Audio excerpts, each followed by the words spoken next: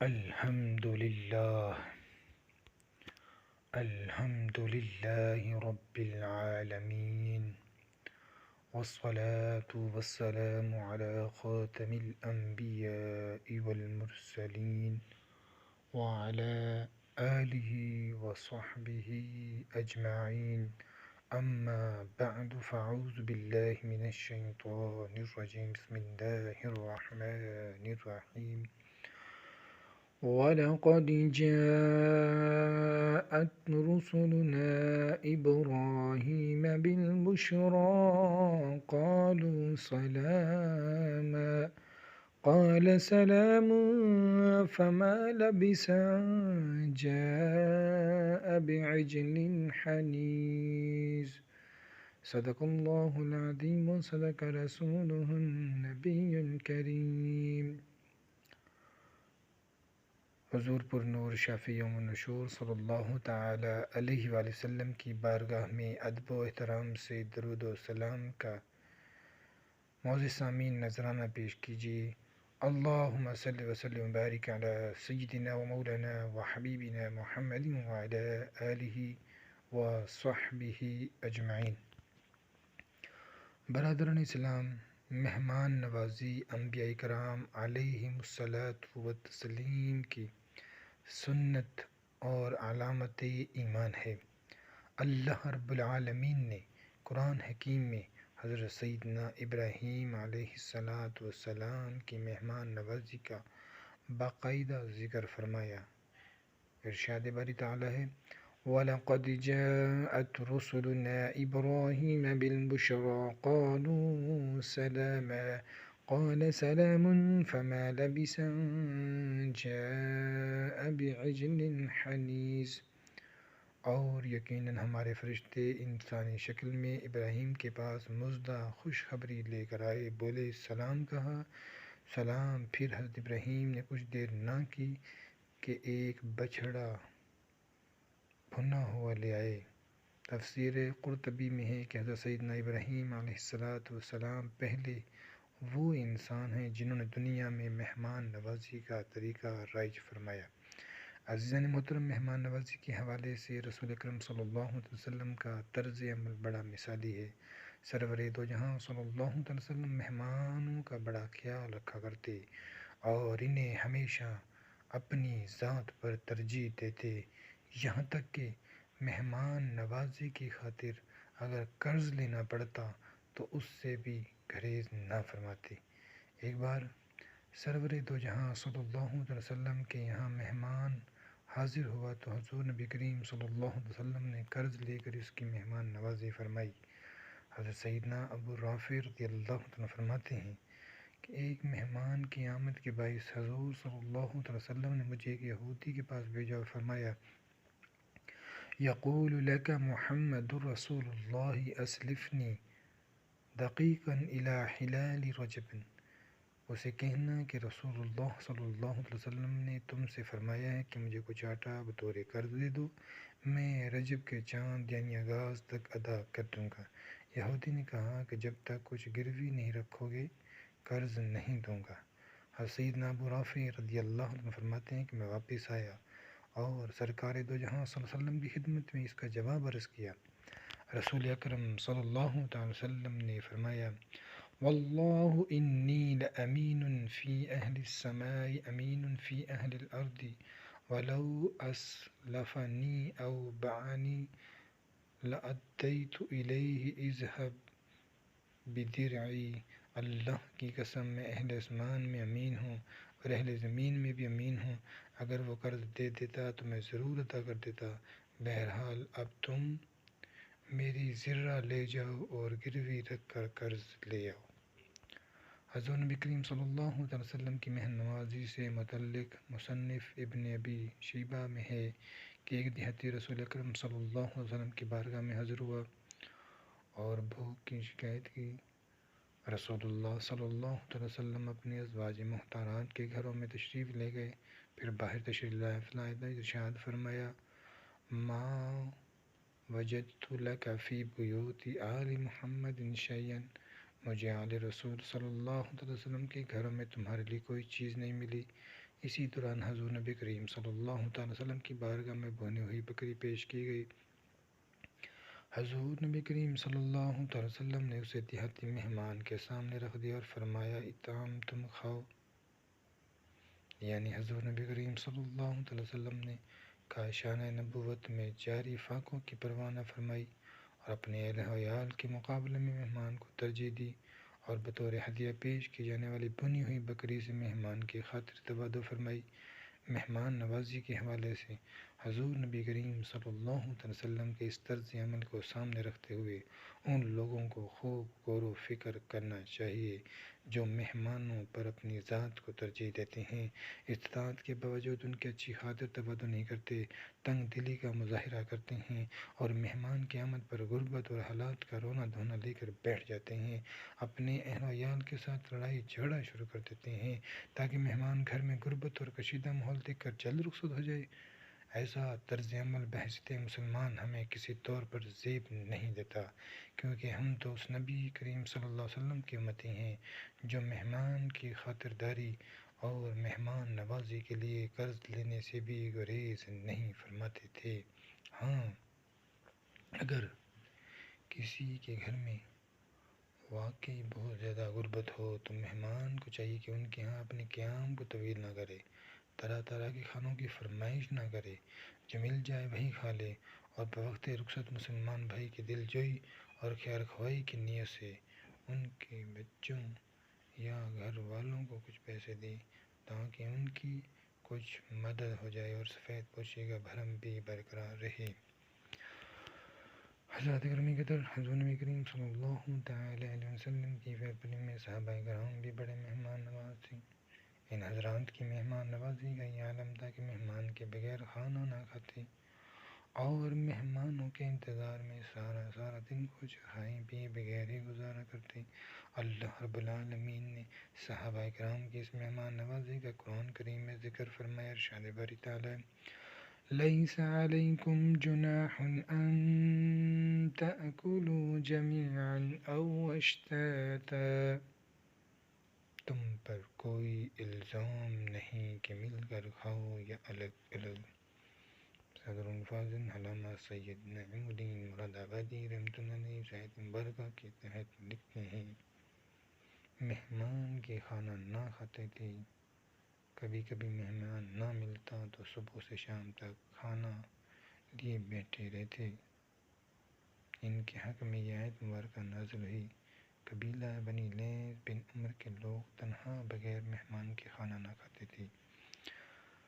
مذکورہ آیت مبارکہ میں اس بات پر واضح دلیل ہے کہ صحابہ کرام رضی اللہ تعالی عنہم بڑے مہمان نواز ہوا کرتے تھے۔ حضرت محترم، اخلاص کے ساتھ کسی مسلمان کی مہمان نوازی اجر و ثواب اور دخول جنت کا ذریعہ ہے۔ ارشاد باری تعالی ہے وَيُطْعِمُونَ الطَّعَامَ عَلَى حُبِّهِ مِسْكِينًا وَيَتِيمًا وَأَسِيرًا إِنَّمَا نُطْعِمُكُمْ لِوَجْهِ اللَّهِ لَا نُرِيدُ مِنكُمْ جَزَاءً وَلَا شُكُورًا إِنَّا نَخَافُ مِن رَّبِّنَا يَوْمًا عَبُوسًا قَمْطَرِيرًا فَوَقَاهُمُ اللَّهُ شَرَّ ذَلِكَ الْيَوْمِ وَلَقَّاهُمْ نَضْرَةً وَسُرُورًا وَجَزَاهُم بِمَا صَبَرُوا جَنَّةً وَحَرِيرًا۔ اللہ کے نہایت نیک بندے کھانا کھلاتے ہیں، اس کی محبت پر مسکین اور یتیم اور اسیر قیدی کو۔ ان سے کہتے ہیں کہ ہم تمہیں خاص اللہ کے لیے کھانا دیتے ہیں، تم سے کوئی بدلہ یا شکر گزاری نہیں مانگتے۔ یقیناً ہمیں اپنے رب سے ایک ایسے دن کا ڈر ہے جو بہت ترش نہایت سخت ہیں، تو انہیں اللہ نے اس دن کے شر سے بچا لیا اور انہیں تازگی اور شادمانی دی، اور ان کے صبر پر انہیں جنت اور ریشمی کپڑے صلے میں دیے۔ عزیزان من، مہمان نوازی جنت میں داخلے کا سبب ہے۔ حضرت سیدنا ابن عباس رضی اللہ تعالیٰ عنہ سے روایت ہے، مصطفیٰ جان رحمت صلی اللہ علیہ وسلم نے ارشاد فرمایا: من اقام الصلاة وآت الزکاة وحج البیت وصام رمضان وقر الضیف دخل الجنہ۔ جو نماز قائم کریں، زکوٰۃ ادا کریں، بیت اللہ کا حج کریں، رمضان کے روزے رکھیں اور مہمان نوازی کریں، وہ جنت میں داخل ہوگا۔ حضرت سیدنا انس بن مالک رضی اللہ عنہ سے روایت ہے، مصطفیٰ جان رحمت صلی اللہ علیہ وسلم نے ارشاد فرمایا: من اضاف مؤمنا او خف له في شيء من حوائجه كان حقا على الله ان يخدمه وصيفا في الجنة۔ جس نے کسی مسلمان کی مہمان نوازی کی یا اس کی حاجات میں سے کوئی حاجت پوری کر دی، اللہ تعالیٰ کے ذمہ کرم پر ہے کہ جنت میں اسے خدام عطا کرے۔ جان برادر، مہمان قیامت، رحمت اور خیر و برکت کا سبب ہے۔ حضرت سیدنا انس بن مالک رضی اللہ عنہ سے روایت ہے، سرور کونین صلی اللہ علیہ وسلم نے فرمایا: بھلائی اس گھر کی طرف کوہان میں چھری چلنے سے بھی زیادہ تیزی سے آتی ہے جس گھر میں مہمان رات گزارے، یعنی جس گھر میں مہمان ہو وہاں خیر و برکت انتہائی سرعت تیزی سے آتی ہے۔ حکیم الامت مفتی احمد یار خان نعیمی اس حدیث پاک کے تحت فرماتے ہیں کہ اونٹ کے کوہان میں ہڈی نہیں ہوتی، چربی ہوتی ہے، اسے چھری بہت ہی جلد کاٹتی ہے اور اس کی تہ تک پہنچ جاتی ہے، اس لیے اس سے تشبیہ دی گئی، یعنی ایسے گھر میں خیر و برکت بہت جلد پہنچتی ہے۔ میرے محترم بھائیو، بعض لوگ گھر میں مہمانوں کی آمد پر بڑی ناگواری کا اظہار کرتے ہیں اور انہیں بوجھ محسوس کرتے ہیں۔ ایسا طرز عمل کسی طور پر درست نہیں، کیونکہ مہمان بوجھ نہیں بلکہ اللہ کی رحمت ہے، اس کا رزق اس کے ساتھ آتا ہے۔ سیدنا ابو ذر غفاری رضی اللہ عنہ سے روایت ہے، رحمت عالمین صلی اللہ علیہ وسلم نے فرمایا: جب مہمان کسی کے یہاں آتا ہے تو اپنا رزق لے کر آتا ہے، اور جب اس کے یہاں سے جاتا ہے تو اللہ تعالیٰ مہمان کی آمد کے سبب صاحب خانہ میزبان کے گناہ بخش دیتا ہے۔ لہٰذا گھر میں مہمانوں کی آمد پر خوشی کا اظہار کریں، ناگواری اور بوجھ خیال نہ کریں، بلکہ انہیں اپنے گناہوں کی بخشش و مغفرت کا ذریعہ سبب جانیں۔ حضرات گرامی قدر، مہمان کا احترام و اکرام لازم ہے، لہٰذا مہمان کی خاطر تواضع میں کمی نہیں کرنی چاہیے، اس معاملے میں اللہ عز و جل سے ڈرنا چاہیے اور ایسا کوئی عمل یا بات نہیں کرنی چاہیے جس سے مہمان کو تکلیف پہنچے۔ ارشاد باری تعالیٰ ہے: قال ان هؤلاء ضيفي فلا تفضحون واتقوا الله ولا تخزون۔ لوط علیہ السلام نے کہا: یہ میرے مہمان ہیں، انہیں رسوا کر کے مجھے فضیحت شرمندہ نہ کرو اور اللہ سے ڈرو، مجھے رسوا نہ کرو۔ اس آیت مبارکہ سے معلوم ہوا کہ مہمان کی عزت و احترام میں میزبانی کی عزت ہے اور مہمان کی ذلت و رسوائی میں میزبان کی ذلت و رسوائی ہے۔ برادران اسلام، حدیث مبارکہ میں مہمان نوازی کی بڑی تاکید فرمائی گئی۔ سیدنا ابو ہریرہ رضی اللہ تعالیٰ عنہ سے روایت ہے، سرور دو جہاں صلی اللہ علیہ وسلم نے ارشاد فرمایا: من کان یؤمن باللہ والیوم الآخر فلیکرم ضیفہ۔ جو اللہ تعالیٰ اور یوم آخر پر ایمان رکھتا ہے اسے چاہیے کہ اپنے مہمان کی تکریم کرے۔ حکیم الامت مفتی احمد یار خان نعیمی رحمۃ اللہ علیہ حدیث پاک کے تحت فرماتے ہیں، مہمان کا احترام یہ ہے کہ اس سے خندہ پیشانی سے ملے، اس کے لیے کھانے اور دوسری خدمات کا انتظام کرے، حتی الامکان اپنے ہاتھ سے اس کی خدمت کرے۔ بعض حضرات خود مہمان کے آگے دسترخوان بچھاتے، اس کے ہاتھ دھلاتے، یہ اس حدیث پر عمل ہے۔ بعض لوگ مہمان کے لیے بقدر طاقت اچھا کھانا پکاتے ہیں، وہ بھی اس عمل پر ہیں جسے مہمان کی خاطر تواضع کہتے ہیں۔ البتہ اس حدیث کا مطلب یہ نہیں کہ جو مہمان کی خدمت نہ کرے وہ کافر ہے، مطلب یہ کہ مہمان کی خاطر تقاضائے ایمان کا ہے۔ جیسے باپ نے اپنے بیٹے سے کہے: اگر تو میرا بیٹا ہے تو میری خدمت کر۔ مہمان کی خاطر تواضع مومن کی علامت ہے۔ خیال رہے کہ پہلے دن مہمان کے لیے کھانے میں تکلف کرو، پھر 2 دن درمیانہ کھانا پیش کرو، 3 دن کی بھی مہمانی ہوتی ہے، بعد میں صدقہ ہے۔ جانے برادر، مہمان کا اچھے طریقے اور خوش دلی سے استقبال بھی مہمان نوازی میں داخل ہے۔ حضرت سیدہ عائشہ صدیقہ طیبہ طاہرہ رضی اللہ تعالیٰ عنہ سے روایت ہے، مصطفیٰ جان رحمت صلی اللہ علیہ وسلم نے فرمایا، انزل الناس منازلہم، لوگوں کو ان کے مراتب درجات کے مطابق اتارو، یعنی ان کے مقام و مرتبہ کے مطابق ان کی عزت افزائی اور مہمان نوازی کرو۔ حضرات گرامی قدر، مہمان نوازی کی زیادہ سے زیادہ مدت 3 دن ہے۔ حضرت ابو شرح رضی اللہ تعالیٰ سے روایت ہے، مصطفیٰ جان رحمت صلی اللہ علیہ وسلم نے فرمایا، جو شخص اللہ اور روز قیامت پر ایمان رکھتا ہے وہ مہمان کا اکرام کرے، ایک دن رات اس کی خاطرداری کرے، یعنی مہمان کی خوب آوبخت کرے اور اس کے لیے اچھا کھانا تیار کروائے، اور ضیافت دعوت 3 دن ہے، یعنی دوسرے اور تیسرے دن درمیانہ کھانا پیش کرے، اور 3 دن کے بعد صدقہ ہے، اور مہمان کے لیے حلال نہیں ہے کہ 3 دن سے زیادہ کسی کے ہاں ٹھہر کر اس حرج میں مبتلا کرے۔ حضرت سیدنا ابو ہریرہ رضی اللہ عنہ سے روایت ہے، رسول اکرم صلی اللہ علیہ وسلم نے فرمایا، مہمان نوازی 3 دن تک ہے، اور جو اس سے زیادہ ہو وہ صدقہ ہے۔ لہٰذا مہمان کو چاہیے کسی گھر 3 دن سے زیادہ قیام نہ کرے، کیونکہ ممکن ہے میزبان مالی مسائل کا شکار ہو اور مہمان کی خاطرداری اور مہمان نوازی کے لیے اس کے پاس مالی وسائل کی کمی ہو، یا اس کے کام کاج کا حرج ہو رہا ہو۔ صحیح مسلم میں حضرت سیدنا ابو شرح خزائی رضی اللہ تعالیٰ عنہ سے روایت ہے، رسول اکرم صلی اللہ علیہ وسلم نے ارشاد فرمایا، کسی مسلمان کے لیے جائز نہیں کہ اپنے مسلمان بھائی کے پاس بطور مہمان اتنی زیادہ دیر تک ٹھہرے کہ اسے گناہ گار کر دے۔ صحابہ کرام علیہم رضوان نے عرض کی، یا رسول اللہ صلی اللہ علیہ وسلم، وہ مہمان اسے کیسے گناہ گار کرے گا؟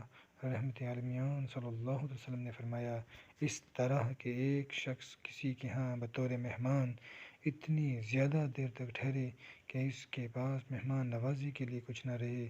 ہاں، اگر بذات خود میزبان خلوص دل اور محبت سے روکنے کے لیے کہے اور اس کی مالی صورتحال بھی مستحکم ہو تو 3 دن سے زیادہ رکنے میں حرج نہیں۔ عزیزان من، مہمان نوازی نہ کرنے والا خیر و برکت سے محروم رہتا ہے۔ سیدنا عقبہ بن عامر رضی اللہ عنہ سے روایت ہے، رسول اکرم صلی اللہ علیہ وسلم نے ارشاد فرمایا، اس شخص میں کوئی بھلائی نہیں جو مہمان نوازی نہیں کرتا۔ حضرات عزیز وقار، اگر کسی شخص نے بطور میزبان ہماری مہمان نوازی میں کوئی تاہی برتی ہو تو اس کا یہ مطلب ہرگز نہیں کہ ہم بھی جواباً ویسا ہی کریں، بلکہ بحیثیت مسلمان ہمیں چاہیے کہ برائی کا بدلہ بھلائی سے دیں اور اچھے انداز سے اس کی مہمان نوازی کریں۔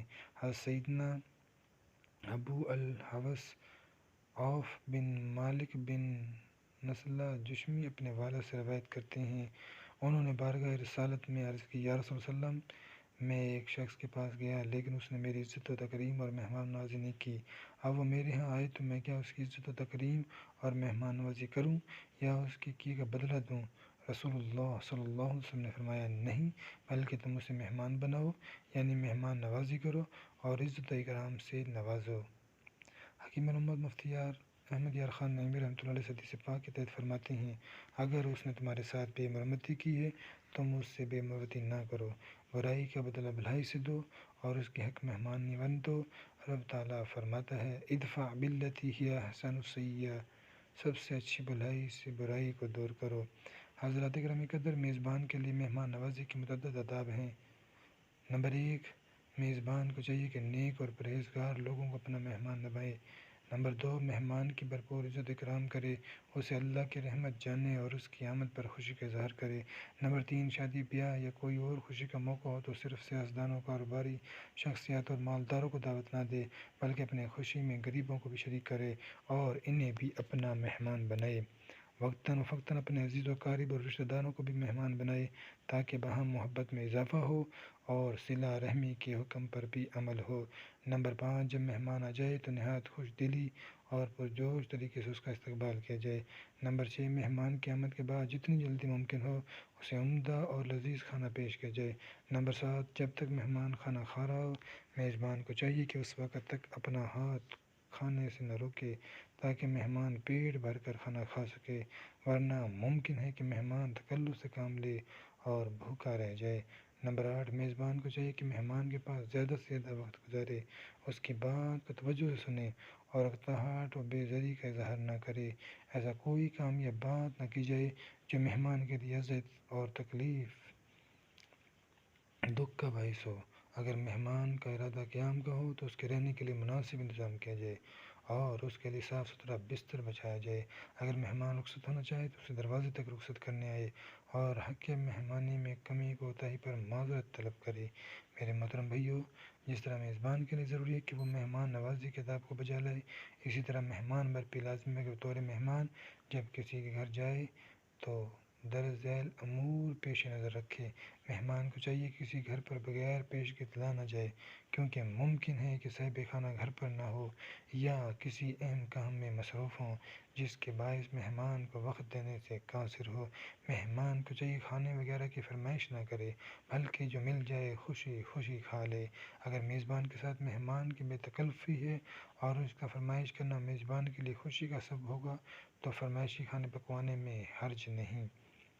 میزبان کے گھر کھانے اور بستر وغیرہ میں عیب نہ نکالے، بلکہ اگر مہمان نوازی سے خوش ہو تو بھرپور تعریف کرے، بلکہ مہمان کا تعریف کرنا میزبان کے لیے خوشی و مسرت کا باعث ہوتا ہے۔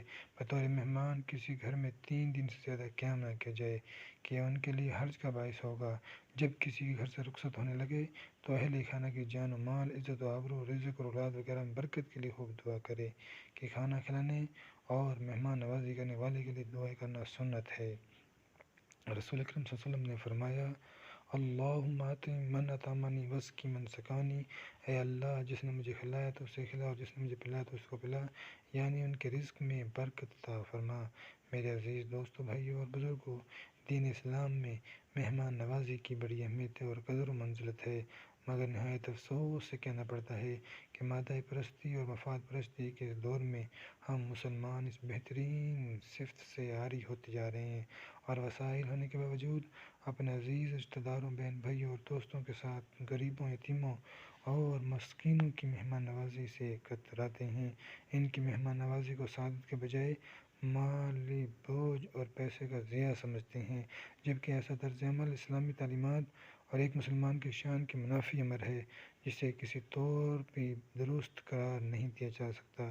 اے اللہ، ہمیں مہمان نوازی کی اہمیت و فضیلت سمجھنے کی توفیق عطا فرما، مہمان کی خاطر تواضع کے ساتھ عطا فرما، مہمان کی آمد کو ہمارے لیے باعث رحمت بنا، گناہوں کی بخشش کا ذریعہ بنا، مہمان نوازی کی سنت پر عمل کا جذبہ عنایت فرما، مہمان کے ساتھ خوش دلی کے ساتھ پیش آنے کی توفیق عطا فرما، مہمانوں کی آمد پر ناگواری کا اظہار کرنے سے بچا اور ان کی آمد کو بوجھ خیال کرنے جیسی جاہلانہ سوچ سے بچا۔ آمین بجاہ نبی الامین صلی اللہ تعالی